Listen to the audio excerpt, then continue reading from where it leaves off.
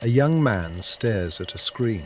The message is already written, just 12 words. His thumb hovers over the send button. Nothing dangerous is about to happen. No predator waits outside the door. No storm is approaching. No weapon is pointed at his chest. And yet his heart accelerates. His breathing becomes shallow. His body behaves as if a threat is near. For a brief moment, a simple possibility becomes unbearable. What if they do not answer? What if they say no? What if they leave?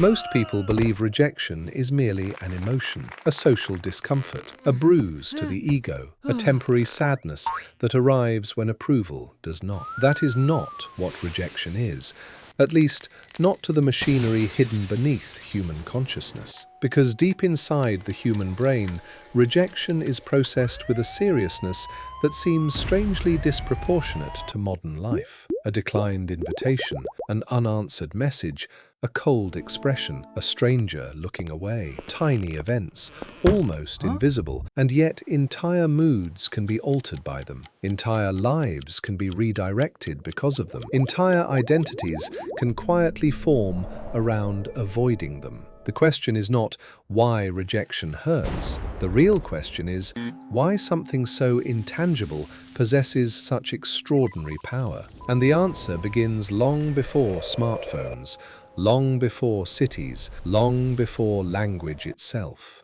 It begins in a world where being unwanted carried consequences far more severe than embarrassment. A world where exclusion and death often walked side by side. Imagine a human being standing alone on an African plain roughly 100,000 years ago. No roads, no houses, no hospitals, no police, no electricity, only distance, only weather, only predators. In that world, survival was not an individual achievement, it was a group activity. Humans were never the strongest animals. They were never the fastest. Their claws were useless.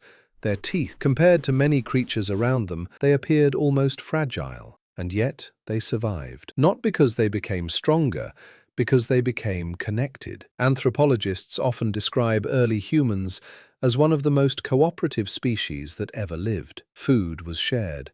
Protection was shared. Knowledge was shared. Children were raised collectively. The group became a living survival system, a biological insurance policy. To belong was to live. To be abandoned was something else entirely. Modern people often imagine rejection as emotional pain. Evolution may have viewed it as an early warning signal, a prediction, a glimpse into a potentially catastrophic future. Researchers studying social exclusion discovered something unexpected. When people experience rejection, regions of the brain associated with physical pain frequently become active as well.